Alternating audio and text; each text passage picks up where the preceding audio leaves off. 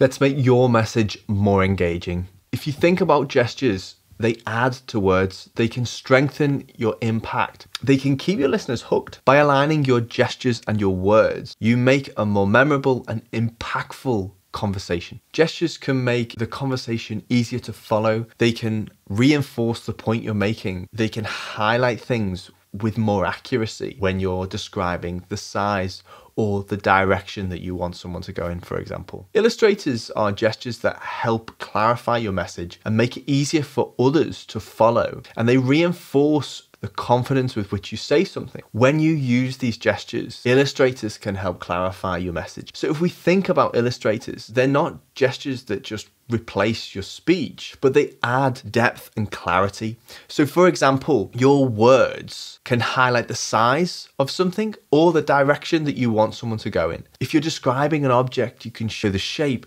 or you can point and say, it's over there. When you use them like this, they make things so much clearer.